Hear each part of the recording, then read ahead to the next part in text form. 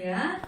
참으로 좋으신 하나님께서 화평과 또 화목과 평강의 공동체로 우리의 가정을 허락해 주셨습니다. 그 가정을 주님 앞에 말씀으로 다시 세우고 또 사랑으로 세워가기를 꿈꾸는 가정의 달 두 번째 주일입니다. 하나님께서 허락하신 약속의 말씀 위에 오늘도 믿음으로 순종하시고 은혜로 화답하시는 저와 여러분 되시기를 주님의 이름으로 축원드립니다. 자, 이 시간 함께 봉독하신 시편 127편 1절에서 5절의 말씀을 중심으로 행복한 가정을 이루자, 행복한 가정을 이루자, 이와 같은 제목으로 은혜의 말씀을 나누기 원합니다. 여러분, 성경에 제일 처음으로 기록된 말씀이 무엇입니까? 제일 처음으로 기록된 말씀 창세기입니다. 우선 창세기 1장에 보면 하나님께서 천지를 창조하시고 만물을 지으신 이야기, 즉 창조의 이야기가 기록되어 있습니다. 그리고 2장에 보면 하나님께서 인간을 위해서 세 가지 특별한 배려를 하셨는데요. 이 하나는 인간을 위해서 삶의 공간으로서 에덴 동산을 창조해 주셨고요. 둘은 하나님과의 교제를 위해서 인간을 하나님의 형상대로 창조해 주셨습니다. 그리고 셋은 인간의 행복을 위해서 우리의 가정을 창조하셨다는 것입니다. 이 창조 이야기는요, 가정이라는 관점에서 볼 때 아주 중요한 사실을 우리는 깨달을 수 있습니다. 하나는 하나님께서 가정을 직접 창조하셨다는 것이죠. 다른 모든 인간의 어떤 조직이라든지 제도라든지 공동체는 다 인간의 필요에 의해서 만들었습니다. 학교라든지 국가라든지 기업이라든지 어떤 자선단체 등등 여러 가지 공동체가 있습니다. 이런 것들은 모두 인간이 자신의 필요에 의해서 다 만든 것입니다. 그러나 오직 하나, 가정만은 하나님께서 친히 만드셨다는 사실을 여러분 기억하시기 바랍니다. 그래서 사람에게나 하나님께나 가정은 매우 특별합니다. 창세기 2장 18절에 보면 이렇게 기록되어 있습니다. 여호와 하나님이 이르시되 사람이 혼자 사는 것이 좋지 아니하니 내가 그를 위해서 돕는 배필을 지으리라 하시니라 했습니다. 아멘. 이 말씀은요, 하나님께서는 인간의 속성을 잘 알고 계셨다는 것. 누구나 혼자가 즐겁고 혼자가 행복하다고 말하는 사람은 아무도 없을 것입니다. 물론 가정에서나 직장에서나 연결된 인간관계가 너무나 고되고 때로는 우리가 일탈을 꿈꾸고 혼자만의 시간을 누리고 싶을 때도 있습니다. 그러나 이것은 매우 일시적인 순간이죠. 결국은 우리가 가장 괴로울 때가 어떨 때입니까? 사람과의 관계가 어려울 때. 그때 우리는 가장 많은 고통을 느끼게 됩니다. 이것이 사회적으로든 교회 안에서든 가정 안에서도 우리가 자꾸만 서로 부딪히고 마찰이 일어나면 그만큼 불편하고 괴로운 것이 없다는 것입니다. 그 반대로 아무리 어려운 상황에 있다 할지라도 우리가 어려운 환경 가운데 처해 있다 할지라도 마음과 뜻이 맞는 사람들이 뭉치면 그 안에서는 기쁨이 생기고 별다른 대화를 하지 않아도 마냥 행복한 기운이 느껴지게 되는 것입니다. 이런 우리의 삶을 통해서도 깨닫듯이 인간의 가장 큰 행복은 사람과 사람의 관계에 있다는 사실을 창조주 하나님께서는 잘 알고 계셨습니다. 그래서 우리가 행복하게 살도록 하기 위해서 하나님은 가정을 창조해 주셨다는 것입니다. 여러분, 하나님께서 가정을 창조하시고 남자와 여자가 하나 되게 하시고 그렇게 연합을 이루신 이유를 아시겠습니까? 그렇다면 저와 여러분은 반드시 여러분의 가정 반드시 하나님의 뜻대로라면 행복한 보금자리로 세워가야 할 줄 믿습니다. 그런데 한 가지 주목해야 될 말씀이 있습니다. 창세기 2장 24절의 말씀입니다. 이름으로 합하여 한 몸을 이룰지로다 그랬습니다. 아멘. 여러분, 이 말씀은요, 이렇게 하는 것이 좋겠다, 이렇게 하는 것이 어떻겠니? 라는 우리의 뜻을 묻거나 조언의 정도의 말씀이 아닙니다. 바로 하나님의 명령으로 마무리되고 있습니다. 이 말씀의 뜻은 남편과 아내로 하여금 하나 되게 하시고 그 마음과 뜻과 몸도 하나로 일치되어야 된다고 말씀하고 있습니다. 이렇게 부부가 하나가 돼야지 자녀들도 하나가 될 수 있고요. 한 가정 안에서 가족이 분리되지 않고 하나가 될 수 있다는 말씀입니다. 이것은 또 하나 중요한 사실을 깨닫게 해주죠. 바로 가정은 그 자체가 행복이 아니라 행복을 담는 그릇이 되어야 한다는 것입니다. 이 말을 좀 더 쉽게 이야기해드리자면 한 가정 안에서 그 가족들이 어떻게 살아가느냐에 따라서 우리는 행복하냐 아니면 그렇지 못하냐가 결정된다는 것. 예를 들어서 아버지는 열심히 피땀을 흘려서 가족 부양을 위해서 애를 쓰시는데 아이들은 천방지축으로 흥청망청 돈을 쓰고 다녀요. 그렇게 되면 그 가정은 행복한 가정이라고 할 수 있겠습니까? 굉장히 많이 기울어져 있죠. 또 서로의 의견만 앞세우고 서로가 서로를 보듬지 못하는 가정이라면 그 가정에게는 정말 많은 어려운 마음들이 있을 것입니다. 우리는 뭐가 되었든지 간에 마음이든 뜻이든 생각이든 신앙이든 하나가 되지 못한 가족들은요, 서로가 자꾸만 일어나는 충돌로 인해서 결국 불행을 초래할 수밖에 없음을 여러분 기억하시기 바랍니다. 실제로 이런 사례들이 굉장히 많죠. 한때는 우리나라가 전 세계적으로 이 이혼율이 가장 높은 수치를 자랑하는 데도 있었습니다. 그러다 보니 동시에 어떤 수치가 높아졌는지 아세요?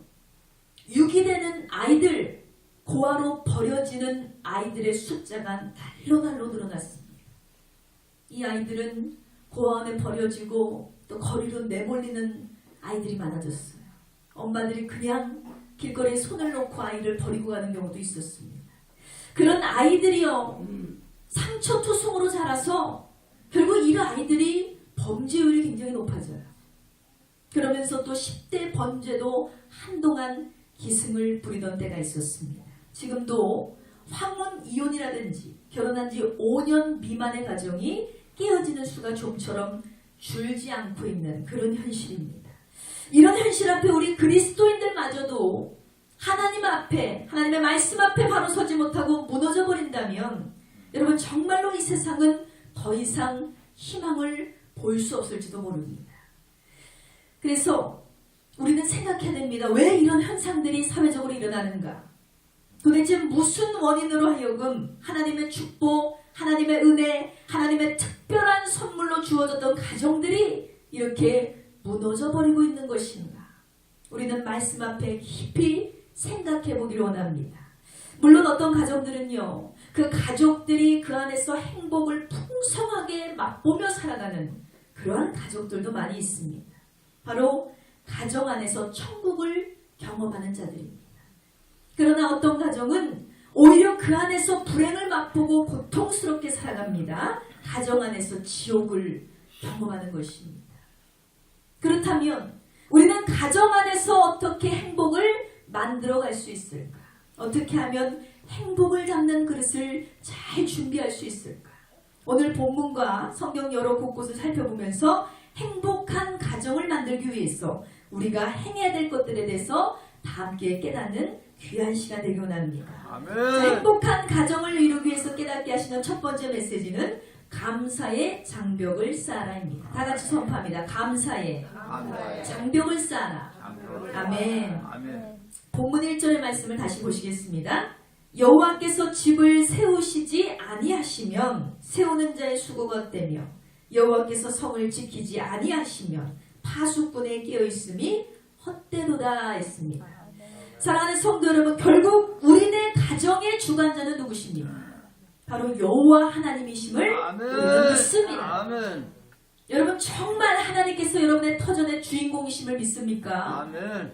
우리는 아멘으로 화답하고 있지만 진정 우리의 삶의 실제는요, 하나님이 주인되지 못하고 내가 주인될 때가 굉장히 많다는 것입니다. 하나님께서 주신 가정, 그 안에서 누군가가 주인되려고 하고 누군가가 주장을 앞세우며 누군가가 지도하려고 하고 누군가가 권력을 휘두르려고 할 때 그 가정은 기울 수밖에 없습니다. 여러분 진정 하나님이 주신 가정임을 믿는다면, 하나님께서 우리의 주인이 되시고 우리의 지휘관이 되시고 우리의 중심이 되심을 믿는다면 여러분 하나님의 뜻대로 움직이시는 저와 여러분 되시기 원합니다. 하나님이 주신 가정, 감사하셔야죠. 아멘, 아멘. 아무리 잔소리꾼 부모가 있다 할지라도 그 부모를 허락하신 분은 바로 여호와 하나님이십니다. 아멘. 여러분 아무리 지긋지긋한 골치 아픈 자녀가 있다 할지라도 그 자녀를 내게 허락하신 분이 하나님이라면 감사하시기 바랍니다. 아멘. 남편도 아내도 형제 자매도 모두 주님께서 허락하신 가정의 소중한 고리임을 믿고 여러분 항상 감사하시기 바랍니다. 아멘, 아멘. 네, 1절에서도 언급해 있듯이 여호와께서 집을 세우시지 아니하면 세우는 자의 수고가 헛되다라고 했어요. 내 스스로 아무리 행복한 가정, 평안한 가정을 이루고자 애쓴다 한들 여호와 하나님 중심의 가정이 되지 않으면 이 모든 것이 헛수고에 불과하다는 것입니다. 다 같이 선포합니다. 하나님께서 지켜주셔야 내 가정이 평안하다. 아멘. 하나님께서 지켜주셔야 내 가정이 평안을 이루게 될 줄 믿습니다. 여러분의 입술의 고백대로 오직 하나님께 여러분의 가정을 다 맡기시기 바랍니다. 여러분 감사하는 것은요, 마치 여러분이 집을 세울 때 뼈대를 이 땅속 깊은 곳에 심고 시멘트와 벽돌로 이 기둥을 세우잖아요. 그런 작업과 같은 것입니다. 남편이 아내에게 감사하고 아내가 남편에게 감사하고 자녀들이 부모님께 감사하고 또 부모가 자녀에게 감사할 때 이미 그 가정은 행복을 담는 그런 그릇이 준비가 되는 것입니다.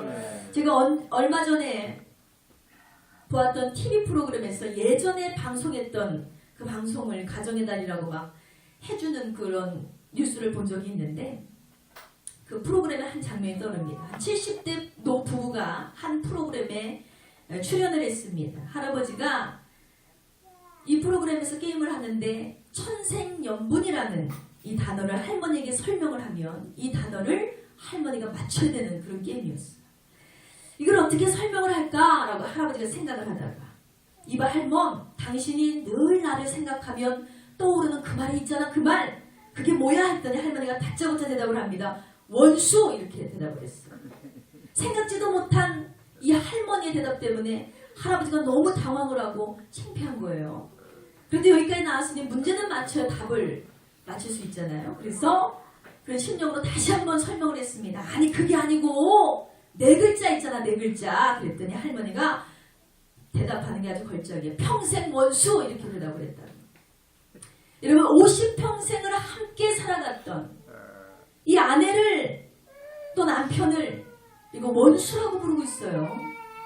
그렇게 생각한다면 그 가정이 결코 행복할까요? 절대로 행복할 수가 없다는 것입니다. 남편과의 만남을 잘못된 만남이다 라고 이렇게 남편과의 만남, 아내와의 만남을 잘못 낀 단추라고 얘기한다면 그 가정에는 절대로 행복의 보금자리가 맺어질 수 없다는 것입니다. 앞서 말씀드렸다시피 요즘 이혼율이 급증을 하는데 이 가정법원에 등록이 된 제출된 사유의 85% 이상이 이혼하는 사유의 그 이상이 성격 차이라고 기록이 되어 있습니다. 저는 이렇게 쓴 사람들의 서류를 다시 제출해보고 싶어요. 이것은 성격 차이가 아니라 자아 추구 때문에 그런 거죠. 사람은요, 누구나 내가 원하는 라이프 스타일이 있습니다. 내가 꿈꾸고 내가 로망하는 상황과 관계가 있죠. 그래서 내가 그린 그림대로 그 뜻대로 이루어지지 않으면 또 상대방이 내가 원하는 말을 해주지 않으면 다 사람들은 성격 차이라고 얘기합니다. 사실은요, 여러분 성격은 다 다를 수밖에 없습니다. 하나님이 우리를 다 다르게 만들어 주셨기 때문에. 그래서 이것은 사실 성격 차이가 아니라 이기적으로 자기의 뜻만 주장하려는 그 뜻이고요. 자아추구 때문에 생겨난 현상이라고 저는 말씀드리고 싶습니다. 이 자아추구 대신에 우리가 그 자리에 사랑과 용서와 희생과 섬김과 이해와 관용을 새긴다면 여러분 이 땅의 가정들이 절대로 깨어지지 않고 행복을 누리게 될 줄 믿습니다. 지금도 결혼하지 않은 청년들이 누구나 연애를 많이 하면서 살아갑니다. 그런데 요즘 하면서 이 수십 명의 남자, 수십 수십 명의 여자를 갈아치우는 일들은 아주 비일비재합니다. 한 사람만으로 만족하지 못하는 세대가 된 거죠. 마치 우물가의 여인처럼 이성에게서 나의 행복을 찾으려고 애를 쓰고 있다는 것입니다. 그런데 이런 청년들이 행복을 꿈꾸면서 설레이는 마음으로 이성을 만나보지만 사랑을 해봐도 그 안에는 만족함이 없더라는 거예요. 왜 그렇습니까? 바로 내 안에 깨어지지 않은 자아추구가 여전히 존재하고 있기 때문이에요.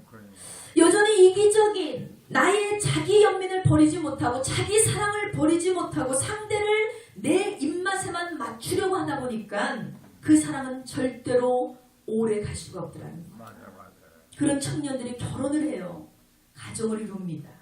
우리는 부모님처럼 자식 때문에 참고 못 때문에 참고 힘들어도 참고 죽어도 참고 이런 세대가 아니에요. 완전히 이기적으로 변해버린 이 상식을 뛰어넘은 이 청년들은요, 쉽게 결혼을 하고 쉽게 이혼을 해요. 그러면서 전부들 하는 말이 뭐냐면 결혼만 하면 행복할 줄 알았는데, 사랑만 하면 행복할 줄 알았는데, 이렇게 얘기한다는 거예요.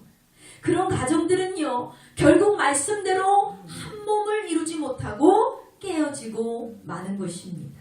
그러므로 여러분, 가정을 지킬 수 있는 가장 큰 덕목은 튼튼한 이 성벽과 같이 집을 짓듯이 늘 하나님 앞에서 감사의 장벽을 쌓으시는 저와 여러분 되시길 원합니다. 그저 감사하셔야 됩니다. 이래도 감사, 저래도 감사, 건강하게 살아있는 것만으로도 감사. 오직 하나님의 은혜 기억하시고 감사로 가정을 지키시고 행복한 그릇을 준비하시는 저와 여러분 되시기를 주님의 이름으로 축원드립니다. 자, 이 시간 행복한 가정을 이루기 위해서 깨닫게 하시는 두 번째 메시지는 통하는 대화를 시도하라입니다. 다 같이 선포합니다. 통하는 대화를 시도하라. 아멘. 자, 성경에 보면 하늘에 닿을 만큼 높은 건물을 쌓아 올려서 하나님을 정면으로 대적하려 했던 바벨탑의 사건이 기록되어 있습니다. 사람들이요, 어느 정도 하나님께서 풍요를 주시고 축복을 주셔서 먹고 살만하니까 창조주 하나님의 은혜를 망각해버리고 말았습니다. 그래서 그 영혼들이 완전히 타락해버리고 말았습니다. 그런데 그 마음의 교만이 점점 높아져서 더 높은 것을 바라보게 되는 거예요. 하나님께서 우리를 다시 노아의 때와 같이 물로 심판하실 때 그래도 우리가 절대로 죽지 않고 살아남을 수 있도록 우리가 높은 탑을 쌓자. 그래서 탑을 쌓기로 하는데 이 완악한 인간들의 마음을 아신 하나님께서는 이들의 만행을 가만히 지켜보지 않으셨습니다. 바로 함께 일하던 모든 사람들의 언어를 혼잡게 함으로 그들이 서로 말이 통하지 않게 되었다라고 했습니다. 여러분, 인류의 언어는, 태초의 언어는 오직 하나였습니다. 모두 다 공통적으로 한 가지 말을 썼다는 거예요. 그런데 그렇게 하나님께서 언어의 혼잡이라는 심판을 내리셨기 때문에 우리 인류는요, 지금 현재 다 다른 언어를 사용하게 되니까. 당시에 이 많은 사람들이 같이 일을 해야 되는데, 야, 벽돌 가져와 그러면은 시멘트를 갖고, 시멘트 가져와 그러면 물을 갖고, 말이 통하지 않는 거예요. 그때부터 이 사람들이요, 다 뿔뿔이 흩어져 버렸어요. 말이 통하는 자끼리 민족을 이루고 나라를 이루고, 그러다 보니까 서로가 다 뿔뿔이 흩어져서 각 나라가 되고 민족이 되고 전 세계가 지금 다른 언어를 사용하고 있다는 것입니다. 그런데 우리가 외국인을 만나면 어때요? 내가 그 나라 말이 능통하지 않고서는 영 무슨 말인지 알 수가 없다는 겁니다. 분명히 같은 사람이고 같은 내용을 설명하고 있다 할지라도 서로 알아들을 수 없는 언어를 우리는 사용하게 되는 것입니다. 그러니 어때요? 소통이 되지 않습니다. 여러분, 이런 사람들이 모여서 대화를 한들, 회의를 한다 할지라도, 예배를 드린다 할지라도 이것이 통하겠습니까? 절대로 통할 수가 없죠. 마찬가지입니다. 하나님께서 허락하신 가정에서도요, 여러분, 소통이 가장 중요합니다. 통하는 대화를 한다는 것, 서로 말이 통한다는 것이 얼마나 큰 은혜인지 모릅니다. 말이 통하면 마음이 통하고, 마음이 통하면 생각이 통하고, 생각이 통하면 같은 곳을 바라볼 수 있습니다. 또 같은 곳을 갈 수 있으면 말 하나만 해도 그 가정은 행복이 젖어들게 되어 있다는 것입니다. 사실 문제가 있는 가정들을 보면요, 예외 없이 대화가 문제가 됩니다. 그것은 두 가지 문제예요. 하나는 대화의 빈곤입니다. 부부가 만나도요, 서로 할 말이 없어요. 서로 멀뚱멀뚱 얼굴만 쳐다보는 경우가 있습니다. 그러다가 점점 마음이 식어가요. 부모와 자식이 만나도 서로 할 말이 없습니다. 몇 마디 주고받아도 말이 통하지 않기 때문에 차라리 말하지 않는 것이 낫습니다. 그렇게 지속되면 어떻게 돼요? 그 가정에는 침복이 흐르게 되는 거예요. 쥐죽은 듯이 조용하겠죠. 바로 그 때문에 가정은 서로 통하지 않고 대화하지 않으므로 뭐가 싹트게 됩니까? 오해가 싹트고, 불신이 싹트고, 원망이 싹트고, 그 틈을 타고 원수마귀가 찾아 들어오기 때문에 결국 불행이 독보서처럼 계속 자라날 수밖에 없다는 것입니다. 다른 하나는요, 잘못된 대화가 있습니다. 부부가 어렵게 대화를 시도해보지만 그 대화 때문에 문제가 더 커지는 경우가 있어요. 부모와 자식이 힘들게 대화를 시도합니다. 그런데 그 대화 때문에 더 거리가 멀어지거나 혹은 아예 관계가 끊어지는 경우도 있다는 것입니다. 차라리 이러면 대화를 하지 않는 게 좋습니다. 대체 대화에 어떤 문제가 있었길래 여러분 다 같이 선포하겠습니다. 가시 담긴 말은 하지도 말자. 아멘. 오랜만에 옷을 사서 이 딸아이가 이 옷을 사 입고 즐거운 마음으로 엄마에게 자랑을. 그랬더니 엄마가 하는 말이, 야, 호박에 줄 긋는다고 수박되냐? 야, 다른 사람이 입으면 괜찮을 것 같은데 옷은 예쁜데 너는 그 모양이냐? 이런 얘기를 해요. 딸이 기분이 행복하다 이럴까요? 참 기분이 더러워지는 거예요. 우리 엄마 맞아? 이런 생각이 들게, 옷은 이쁜데 니는 왜 그 모양이냐? 자기가 그렇게 낳아놓고서 힘들게 일하고 들어온 남편에게 아내가 한마디 합니다. 당신만 일하는 게 아니야. 힘들다고 얘기하는 당신만 이 세상에서 일하는 게 아니라 다른 남자들 찾아봐. 그보다 더 많은 일하고 더 많이 돈 벌어와. 이렇게 얘기를 해요. 그러면 힘들게 애써서 가족을 위해서 일하고 온 남편의 마음이 어떨까요? 비참해지는 거죠. 여러분, 여러분이 이 말을 들었다면 여러분은 어떻게 반응을 하시겠습니까? 약한 사람들은 상처를 받아요. 그리고 기질이 강한 사람들은 아마 싸우자고 달려들 것입니다. 바로 가시가 담긴 말이 상처가 되었기 때문입니다. 다음으로는요, 절대로 해서는 안 되는 말, 무시하는 말이 있습니다. 당신이 잘하는 게 뭐야? 그러면 그렇지. 네가 그러면 그렇지. 남편을 대하는 아내의 말에는 존경과 존중심이 없습니다. 힘들게 일하면서 사는 아들에게 아버지가 호통을 칩니다. 너는 머리가 나빠서 그래. 너는 그래서 그 모양으로 사는 거야.